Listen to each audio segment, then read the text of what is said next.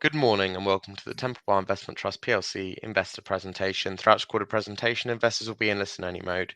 Questions are encouraged and they can be submitted at any time by the Q&A tab situated in the right corner of your screen. Just simply type in your questions and press send. The company may not be in a position to answer every question it received in the meeting itself. However, the company can review all the questions submitted today and publish responses where it's appropriate to do so. Before we begin, I'd like to submit the following poll. I'd now like to hand you over to Fund Manager Ian Lance. Good morning to you, sir. Good morning. Thank you very much, everyone, for joining me this morning.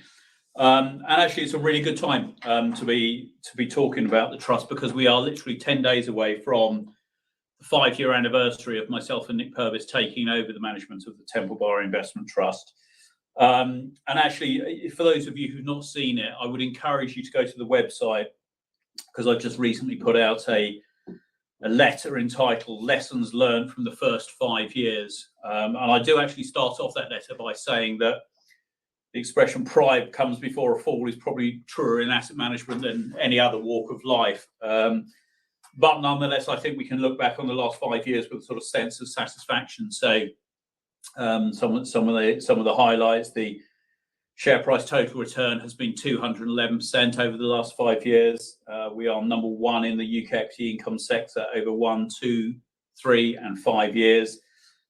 We have given our shareholders progressive dividend growth, which has recently been enhanced by the board's decision to convert some of the capital into income in reflection of the fact that more UK companies are now doing share buybacks and paying dividends.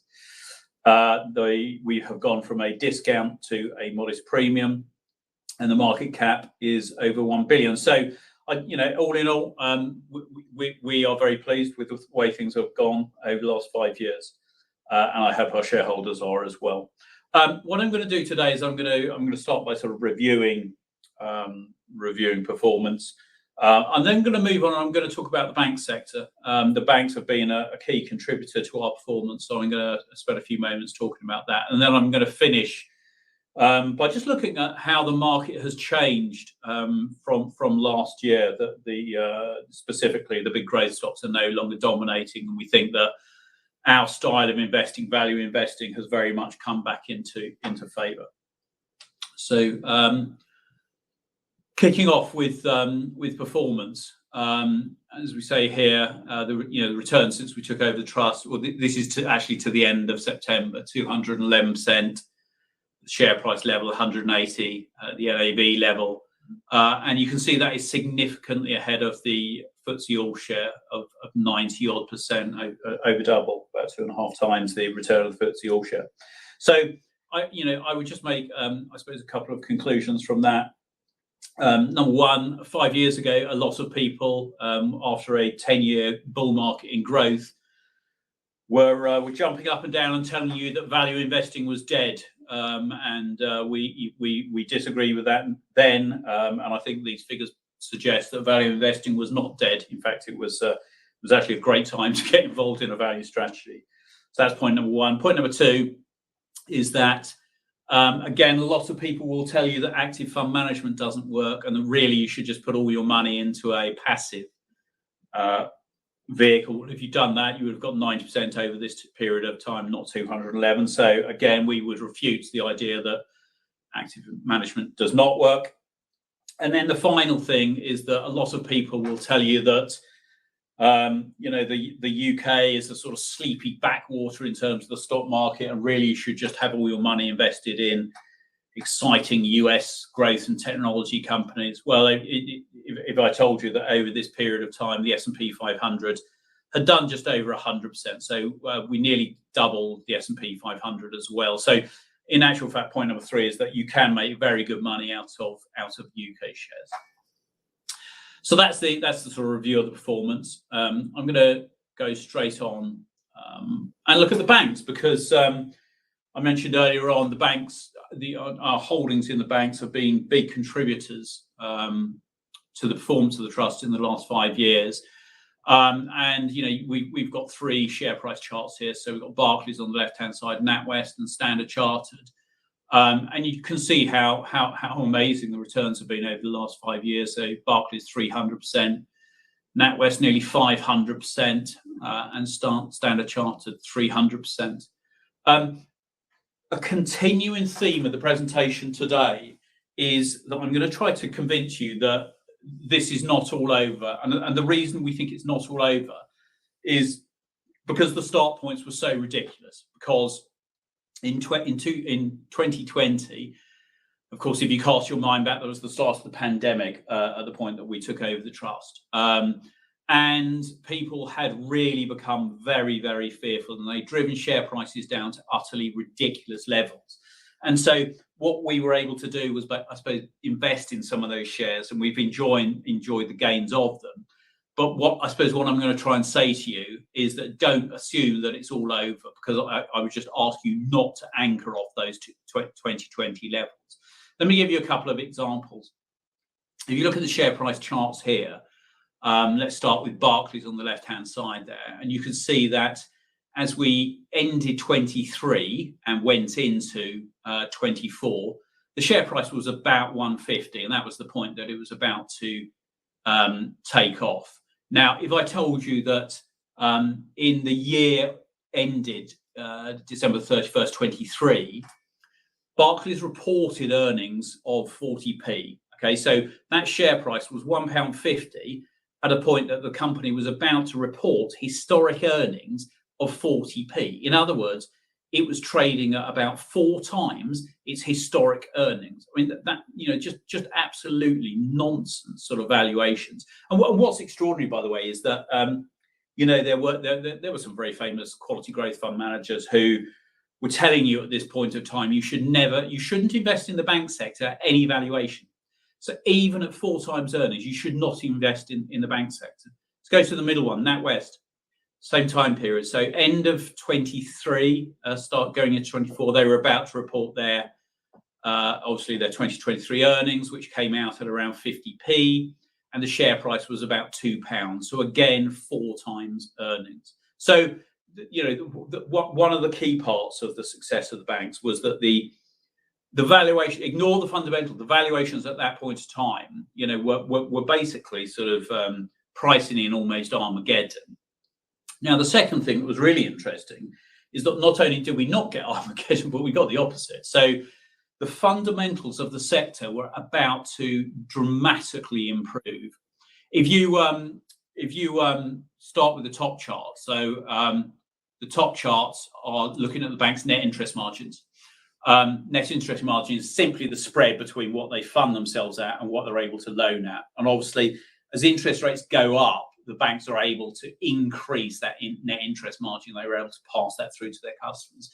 And you can see, here what happened between 2021, whether you look at Barclays on the left-hand side going from under 3 to 4.3, look at NatWest in the middle, net interest margin from 1.5 to 2.1. So the net interest margin, which is a key driver of their profits, was going in the right direction. Other significant part of a bank's P&L is its costs. And what was going on here is that the cost-to-income ratio was coming down. So the banks, were big users of technology. I think we all recognise, don't we, that these days we do most of our banking online. We very rarely actually go into a branch, and that's enabled us to enable them to get their costs down. So you've got net interest margin going up, costs going down, obviously big driver of the increase in profits. Final part of the key driver of a bank's profits is loan losses. So the extent to which the loans that they have made are basically defaulted on.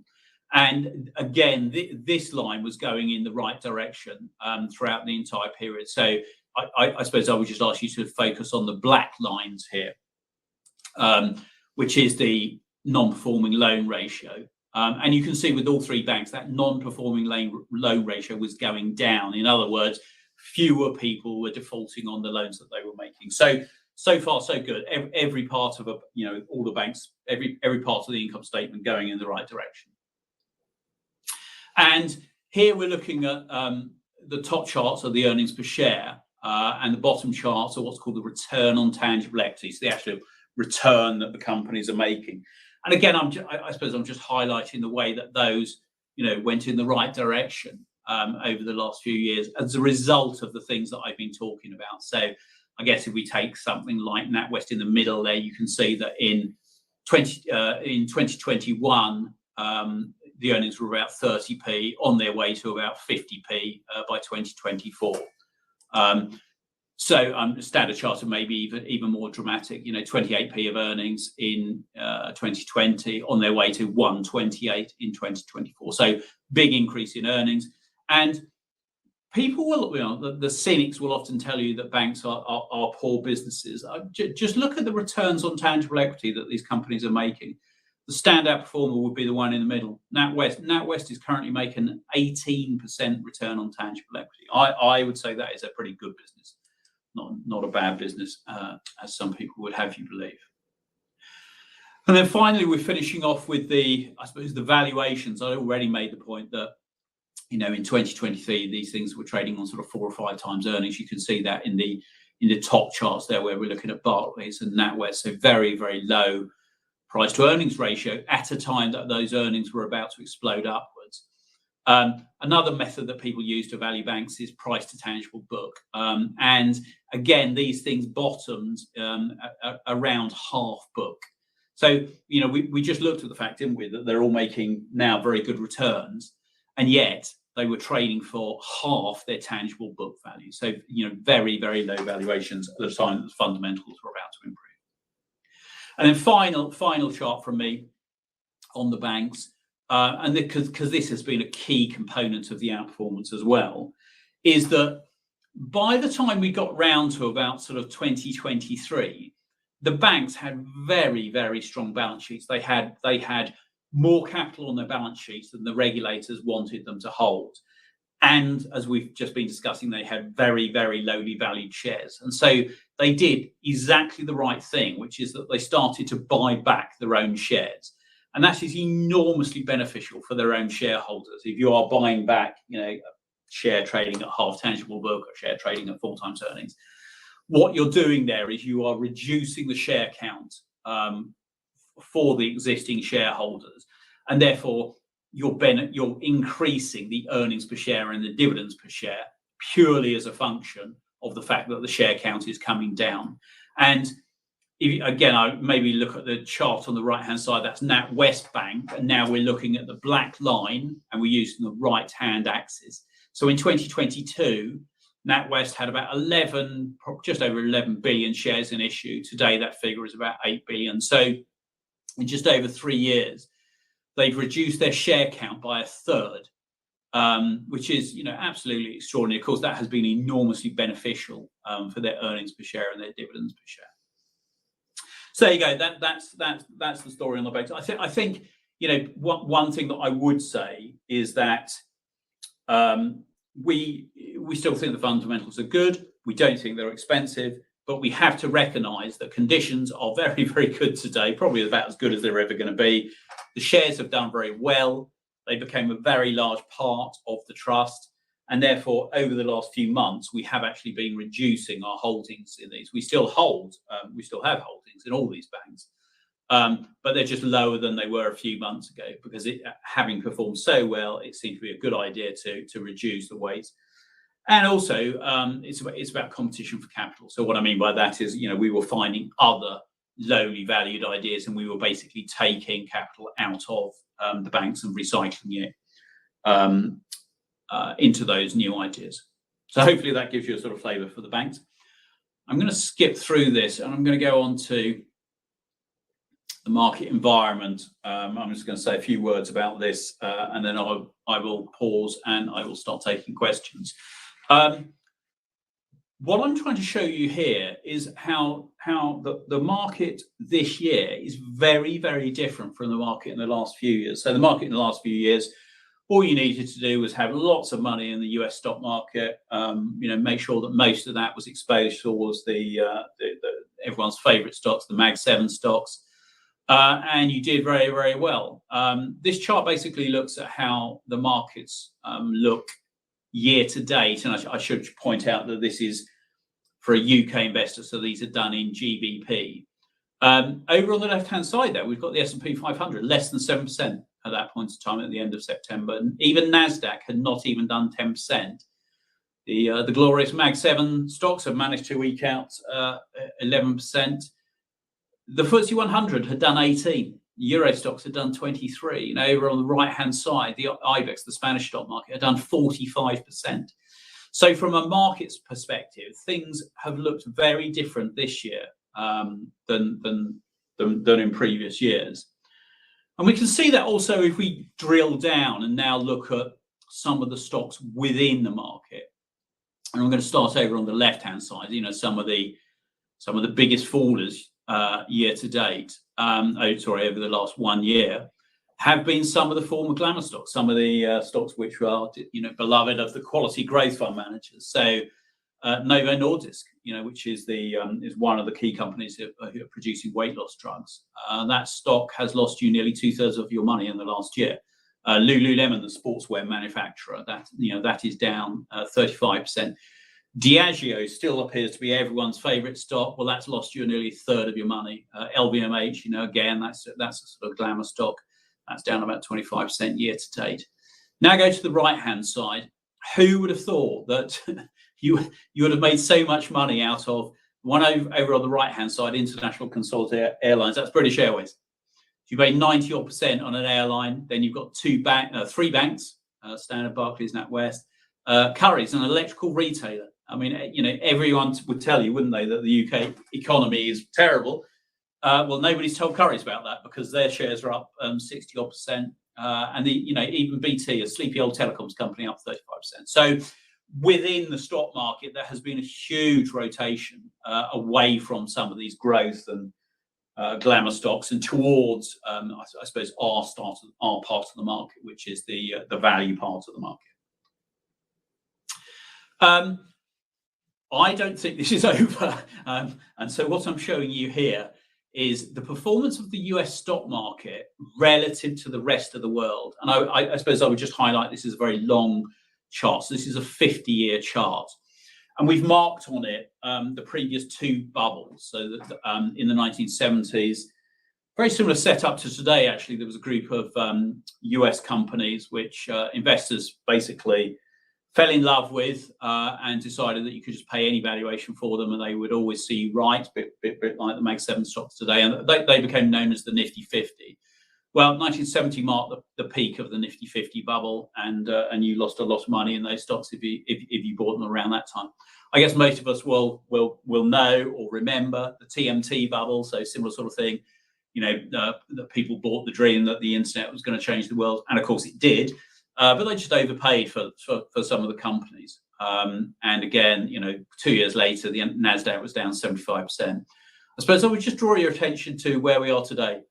The rise in the Mag 7 stocks has absolutely dwarfed the Nifty 50 and the TMT bubble. So looking at that, I would not want an awful lot of my money concentrated into the Mag 7 stocks. And of course, they have become such a large part of the index. They're about 1/3 of the US stock market. That if you have exposure to the US stock market in a passive way, then you probably do have a lot of exposure to them. Final point on this chart is the US stock market has done so well for so long. I think some people almost can't envisage a time when it doesn't do well. And I would just highlight, look at the line between 1970 and 1990. That is 20 years in which the US stock market underperformed the rest of the world. 2000 to 2010, that's 10 years that the US stock market underperformed the rest of the world. So it has happened before, and so therefore there's no reason that it can't happen again. And, again, I would just repeat that point about the fact that today's start point is significantly higher than those previous levels. This is a valuation of the US stock market, and this one actually goes back to the Wall Street crash in 1929. The US stock market, this is used in a market cap to GDP type ratio, is more highly valued today than it's ever been. So more highly valued than it was in 2007, than it was in 2000, than it was at the height of the Nifty 50 bubble in 1970, and higher than it was in 1928, just ahead of the Wall Street crash.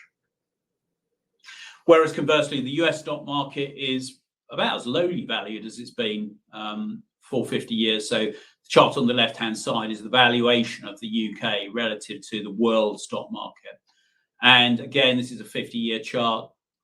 The 50-year average is that the UK trades at about a 17% discount to MSCI World, and today, we are about a sort of 40% discount. So the UK stock market looks very, very cheap relative to MSCI World. Now, partly that's because MSCI World these days is basically the US. The US is 75% of MSCI World, and as we've just seen, the US is very, very expensive. But we would say that even on an absolute basis, the UK still looks very cheap relative to MSCI World and the US stock market in particular.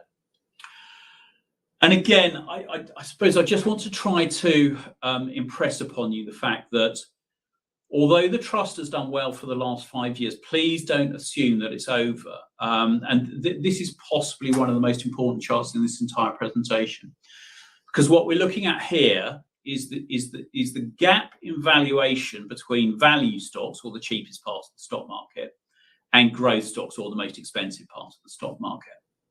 And when that line is going down, that is basically value stocks getting cheaper. So if we start in the middle of this chart and just look at that line between 1995 and 2000, so that's the TMT bubble.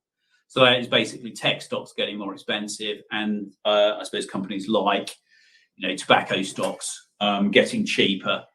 By 2000, the share price of British American Tobacco was about £3, trading on a P of 4 and a dividend yield of 8. And 10 years later, it's about £50.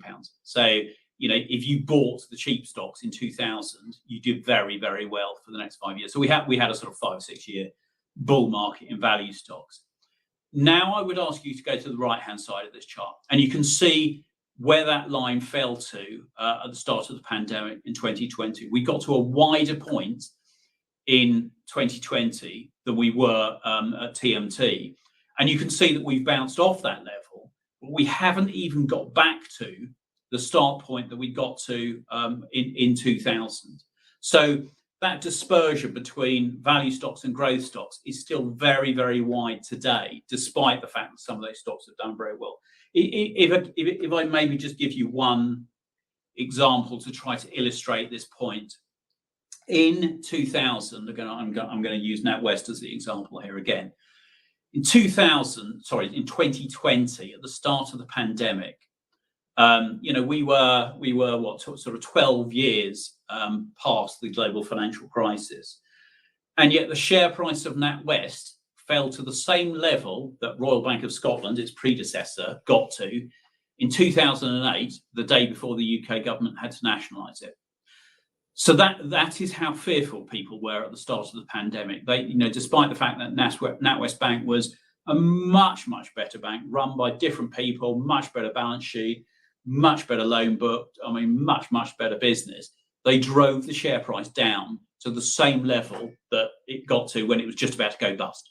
And we saw that right across the stock market, that people drove the share price of Marks and Spencer's down to below £1. Well, Marks did about 25p of earnings last year. So, but you get the point. And so, my key takeaway today really is, yes, things have been good for the last few years, but please don't anchor off that, because the start point was so extreme. I'm just going to make two final points, and then I will pause and hand over for questions. People will often say to us, it's great that the UK stock market is cheap, but what's going to be the catalyst for the realization of that value? And it is interesting. In the last 2 years, there have been two very, very clear catalysts. The first one has been corporate takeovers. So US companies have been looking at how lowly valued some of these UK companies are. And they basically thought, great, I will have that entire company. So we've seen lots of bids for UK companies, and I think that is indicative of basically how cheap these companies got to. But if I give you one example of a company that the trust benefited from, Currys at the start of last year troughed at just over 40p, and an American hedge fund called Elliott came in and bid in the end 60 odd p for it. And we were very vocal in making sure that the company turned down that bid, and we're glad that we did, because the share price today is about £1.30. So, but that was, and then we saw other companies like IDS went out last year Direct Line went out last year. So lots of corporate takeovers, and I think that is indicative of the absolute value that there is in the UK market, and it certainly has served as a catalyst to realise that value. And then the other one, I touched on this earlier on with reference to the banks, which is that UK companies themselves have really ramped up the degree to which they are buying back their own stock. You can see that in both of these charts here, how share buybacks have increased as a percentage of total shareholder return, and how the level of share buybacks has picked up very dramatically in the last year or so. And that's absolutely what they should do. If investors are going to drive the valuations of these companies down to 5 times earnings or whatever level they get to, then corporate management absolutely should take advantage of that and basically buy back their own stock. So there you go. I'm going to pause there, and I will I'll hand over, and very happy to take any questions now. That's great. Well, Ian, thank you very much for your presentation. Ladies and gentlemen, at this point, please do submit your questions just by using the Q&A tab that's situated in the top right corner of your screen. We have received a number of questions throughout today's presentation, and I want to start off the Q&A session with the first one here, which reads as follows. Aviva is a top 3 holding of the trust and has had a very good run over the last 3 years. Is there still value there and in the trust's other top 5 holdings? So the specific question is about Aviva, yeah? Correct. Okay. Not clearly not as much as there was a couple of years ago, but no, we still think there is good value. I think one of the things that you have to recall, of course, is that I mentioned that we were shareholders in both Aviva and Direct Line. Well, last year, Aviva acquired Direct Line, and we think they paid a sort of a reasonable price for it. So we were happy to sell our Direct Line shares, but Aviva are going to be able to take we think very significant costs out of Direct Line. We do think Aviva actually is a very well-run business. And actually, it is still trading. I'm going to try and go back up to the top 10. Yeah, we still think it's trading at quite reasonable valuations. And they, as I say, we think they should be able to wring cost synergies out of the Direct Line acquisition, and it, to a certain extent, it makes them a more balanced business. They basically become a composite insurer, so they get a sort of, I suppose, a more even spread of different types of insurance businesses. So we are still happy with the Aviva shareholding. That's great. Thank you very much, Ian. The next question we have here: given BT Group's strong prior performance but recent weakness, does this suggest profit-taking opportunities were missed, or are the fundamentals still supportive in the long term? No, we still think. I mean, again, this would be one where I suppose you almost need to run a sort of 10-year chart for BT. It's been awful for sort of 9 years, and then it's recovered in the last year. So again, just reiterate that point. Don't anchor off sort of the most recent period. But secondly, actually, we think that the performance in the last year is reflective of the fact that business conditions have dramatically improved. And what we mean by that is that I'm sure lots of you will know and probably use their Openreach division, so the business which is basically at the moment rolling out fibre across the whole of the UK. That was quite a competitive area. There were lots of new entrants into that market. Now, quite a few of those new entrants have gone bust, and therefore what you've seen is basically consolidation within that sector. And BT is going to BT is basically the giant in that sector now, and it's very, very difficult for the others to compete with BT. And so, we think that the fundamentals there are really starting to improve. And look at the valuation. P of 10, dividend yield of 4. That's for a business where, as I say, we think they are just beginning to move into their kind of sweet spot. That's great. Thank you very much. Another question we've had here: the share price recently hit an all-time high. Is the UK market now becoming expensive, and is Temple Bar Investment Trust now expensive? Hopefully, we sort of answered that one. So. I think we showed lots of charts that showed, no, the UK stock market still looks very cheap. that one where I looked at the sort of, the 50-year valuation, and we are basically just off a 50-year low. So that would be one thing. I think the other thing is, with reference to Temple Bar itself, I think the average PE of holdings across the company, across the trust, is just under 10 times, maybe around sort of 9.5, 10 times today. Yes, that is higher than it was, a couple of years ago when it was probably averaging out about 8.5 or something like that. But it would still be towards the low end of the entire 30-year period in which myself and Nick have been running money. So, again, similar sort of theme. Yes, things have picked up a little bit, but when I flick down that list of companies there, you're able to buy companies here on sort of 8, 9, 10 times earnings. Right? That is very low valuation, and you're getting dividend yields of 4, 5, even 6% in some cases. I know I know keep coming back to NatWest, but look at NatWest at the bottom there. So I started off by this presentation by telling you that it's gone up 500% in the last 5 years, and yet today it trades on a price earnings ratio of less than 9 and a dividend yield of 6%. So I'm sounding like a broken record here, but try not to anchor off the start point, because the start points were just so silly. Thank you very much. Another question we've had here: what's the gearing facility in the trust, and at what level can it go to? Oh, I mean, so basically we have some fixed debt that was taken out actually before the time that we started to run the trust. I think at the highest it's been since Nick and I have been running it has been about 8%, something like that. Today it's about 3%, and it's about 3%, of course, because the value of the trust has gone up and the debt has been unchanged, and therefore mathematically it's just come down. I think all I would try to reassure you about is the fact that, despite the fact that I'm sitting here and telling you that I think that these things are very cheap at the moment, Nick and I are naturally risk-averse investors. We've got a lot of our own money invested in this trust, by the way.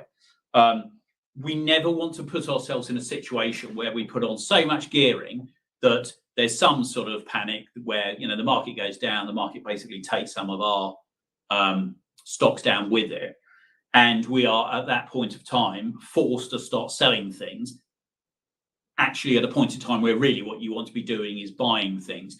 And therefore we are always going to be very, very conservative in our use of gearing. So just please be assured about that. Thank you very much. Question we have here from an investor: Johnson Matthey is a large part of the portfolio. Is there anything you see that might put off the sale of the catalyst business? Do you intend to hold the company for the longer term if this sale goes through? And how do you see the remaining parts of the business and their prospects short to medium term? Yeah, that's a good question. Okay, so I'm just going to do a quick recap, because it's possible not everyone knows Johnson Matthey on the call, as well as the person asking the questions clearly does. Johnson Matthey basically is a refiner of what are called platinum group metals. That's their core business. What's the primary use of platinum group metals? It's basically auto catalyst, so the thing in your exhaust if you drive a petrol or diesel car that basically takes the nasty bits out of your emissions.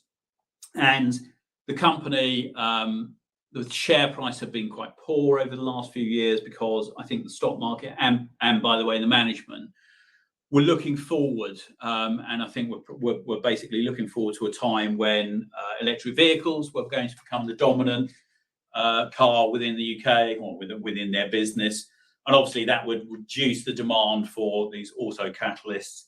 And what they did was they basically tried to use shareholders' money to diversify into other areas. So they were going into areas like hydrogen, for instance, and they did that very unsuccessfully. So they were committing large amounts of shareholders' money into areas that were very loss-making, and therefore, so not only did you have the sort of problem of their core business, but you had the fact that they were then taking the money from that core business and putting it into loss-making businesses. And a US company called Standard Investments took an 11% stake in Johnson Matthey, and they started to engage with the company in a very activist way. If you have 10 minutes this afternoon, just go and type into Google Standard Investments letters to Johnson Matthey. And essentially what they said to the management was, you have got to stop frittering away your shareholders' money on these, on this diversification. You've got to focus back onto your core businesses, but you've got to run it better. So you basically have got to take costs out of your core businesses. And they basically compare Johnson Matthey to other similar types of businesses who make much higher margins than Johnson Matthey. And with regards to the trust, I suppose we met with the company. We actually had a phone call with Standard Investments. We put on about a 3% position. So we did not buy 5.5% of Johnson Matthey. We put on about 3% position. And we were, I suppose, lucky with our timing in that around about that time, the management effectively started to do things, the sorts of things that Standard Investments were encouraging them to do. Specifically, they, as the questioner said, they sold a business called Catalyst Technologies. Now, the important thing about this is that the market cap of Johnson Matthey at the time that we finished buying it was about 2 billion. They sold this business, which, by the way, was kind of less than 20% of their profits, for 1.8 billion, and they are giving 1.6 billion of the 1.8 back to their shareholders.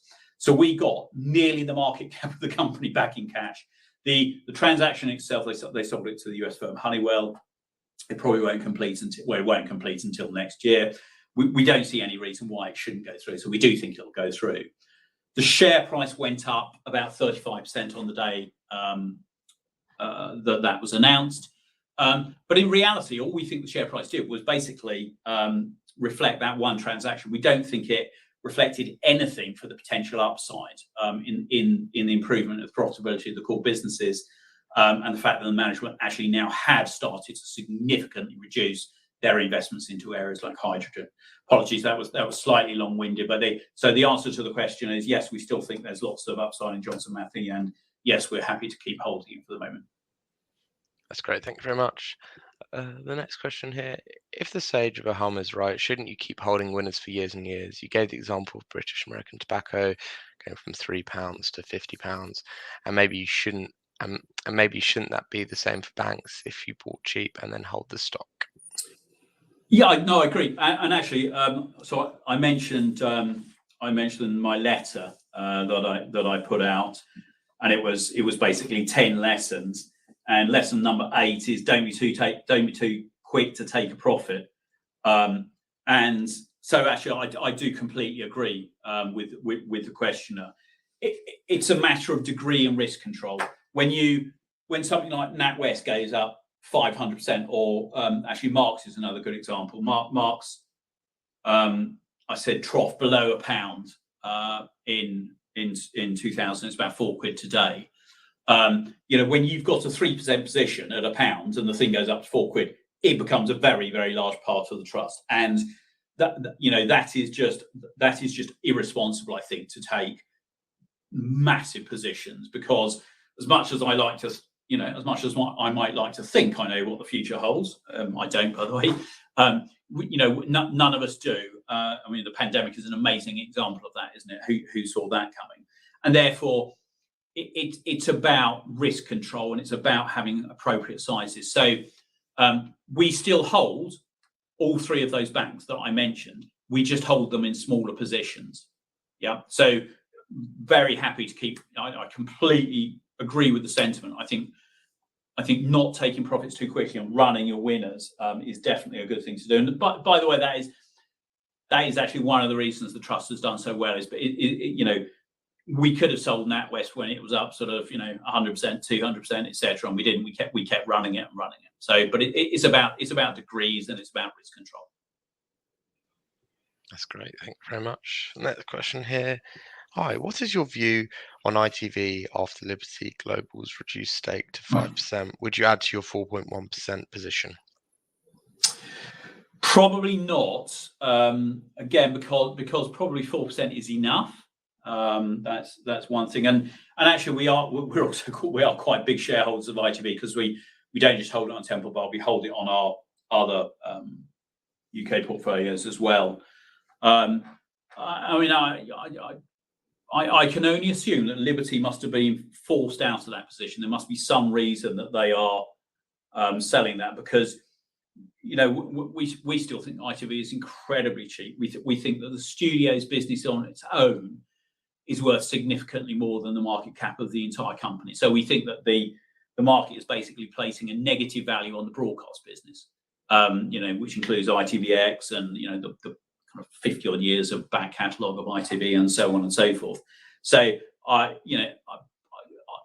for years actually we've sat here thinking, just struggling to understand why Netflix haven't taken ITV out, because for a fraction of what Netflix spend on programming each year, they could take out ITV, which, by the way, ITV Studios, more than 50% of its profits come from outside of the UK. So ITV Studios is one of the biggest studios, one of the biggest sort of content producers globally, not just in the UK. And yet, at the valuation today, the market cap today is a kind of a fraction of what Netflix spends on its annual programming budget. So, when I saw that announcement last night, I was sort of shaking my head. I can only assume that they, I don't know, maybe they're sort of financially stretched or something and having to sell down their ITV, because I think selling it at this price is absolutely bonkers. Thank you very much. Next question we have here: how will the current UK economy impact the trust over the next 3 to 5 years? Yeah.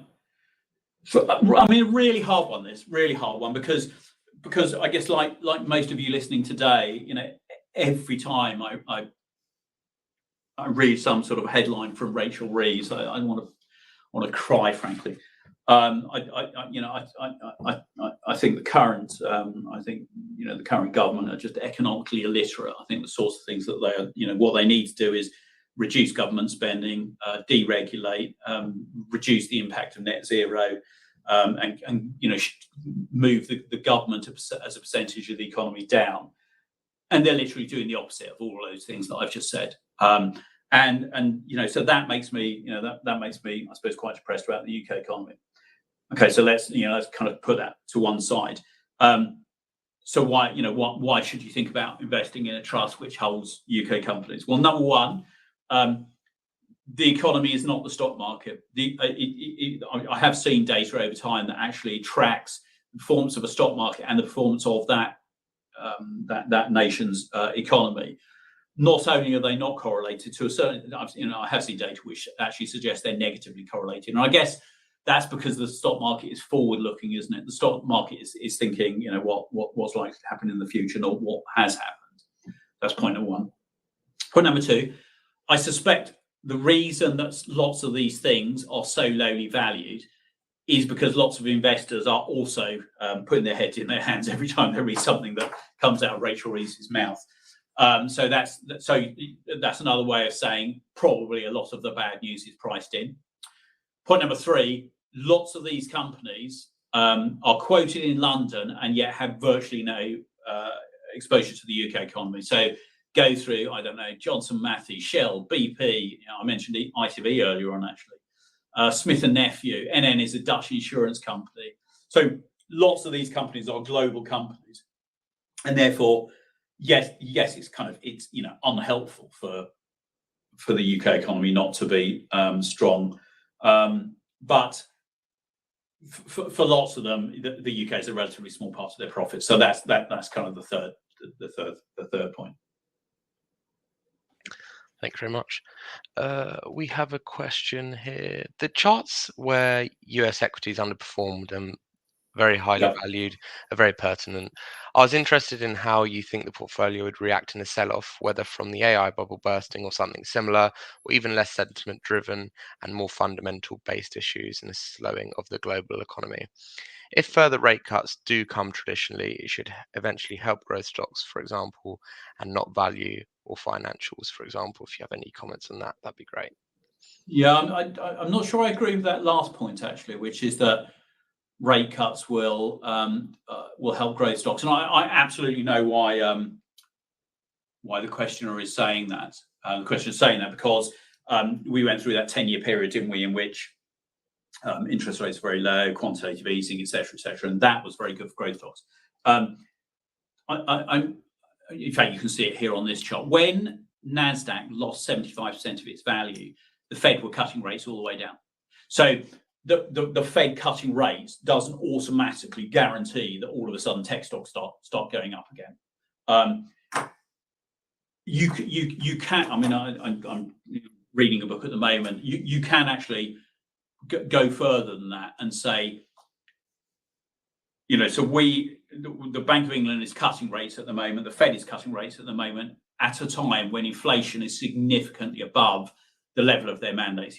So we had inflation figures out this morning, 3.8%. The mandate is to get it to 2%, and yet the Bank of England are cutting interest rates. When did that last happen? That last happened during the 1970s. Anyone who sort of remembers their financial market history will remember about basically Nixon bullied the chairman of the Federal Reserve, who was called Arthur Burns, into cutting interest rates at a time that he shouldn't have been. And it was basically because the US government was running a massive deficit because they were fighting the Vietnam War at that point in time. And Nixon had basically wanted to get re-elected, so he wanted to juice the economy. Sounds vaguely familiar to today, doesn't it? With Donald Trump forcing Jerome, publicly berating Jerome Powell to cut rates. I suppose the point I'm making is that if the central banks cut rates at a point when inflation is still high, what you could see is inflation going up, and that is what we saw in the 1970s. And that resulted in one of the greatest periods for value stocks ever. And so you had that. You can see here the massive sell-off in the Nifty 50. What you can't see is that actually the sectors which went up during the 1970s were areas like energy, mining, etc., because inflation took off, and those were the sectors which benefited from inflation going up. You could well see something similar this time, by which I mean if central banks cut rates too aggressively at a point when when inflation has not been taken out of the system, you could see inflation start to take off, and maybe that's what they want, so they can inflate away the debt. I don't know, but in that environment, by the way, value will do well and growth will do badly. Thank you very much. What do you see as the impact on the trust of a Mag 7 crash in the US? Oh yes, sorry, I forgot to answer that one. Look, all stock markets are correlated to a certain extent. So, if Mag 7 loses 50% between now and the end of the year, if I had to bet, I would bet that the value, the price of the trust is probably going down. It's not going to sit there in splendid isolation. I guess I would just make a couple of points. In that environment, low valuation is what you should be looking for, isn't it? Because effectively what's happening is an area of the stock market that is massively overvalued. Again, just go back to this chart here. This is exactly what happened with the Nifty 50. So you had this area of the stock market that was massively overvalued, and it just derated for 20 odd years. You want to be diversifying out of that area of the market and into other areas. So yes, the share price of the trust probably goes down, but at some point in time, I think fundamentals begin to count for something again, and probably you move back towards the intrinsic values of the stocks. And as I said, both in the 70s and in the 2000s, again, you can't really see it there, but just my BAT example, value stocks didn't just go down less; they actually went up during those periods of time. Don't forget, there is an awful lot of money clustered into those Mag 7 stocks. To give you an example, the US stock market today is $70 trillion. The UK stock market is 3. Now, clearly not all the 70 is going into the 3, but you get my point. If at the margin people think I'm overexposed to this and I need to take money out of the Mag 7, the US stock market, and I'm putting it into the UK, Europe, Japan, emerging markets or whatever, you're going to get some quite interesting liquidity mismatches there. As people can probably sell down their Mag 7 stocks very easily. Getting that money into some of these other markets without moving prices, probably not so easy, actually. Thank you very much. Just a couple of questions left here. Yeah. A question here. Temple Bar seems to use most of its permitted 30% non-UK allocation. If the Yep. UK is so cheap, why do you buy non-UK companies? Yeah, that's a really good question. Two reasons predominantly. One comes back to that topic of stock-specific risk that I was talking about earlier on. Let me give you an example. Let's say you've decided that you want to have 15% in the energy sector because you think the energy sector is very cheap. Do you have sort of 7 or 8% in BP, 7 or 8% in Shell? And then, by the way, on the day of the Gulf of Mexico disaster with BP, the share price halved in a day. Probably not.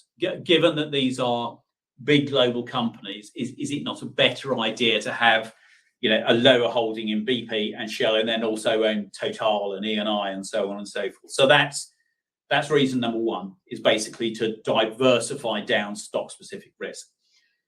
Reason number two, I suppose, is to buy businesses that are just not available on the UK stock market, but which we believe are cheap. So there are certain sectors. I mean, technology, for instance. Not all technology companies are expensive. We own Hewlett Packard. Hewlett Packard we think is very cheap.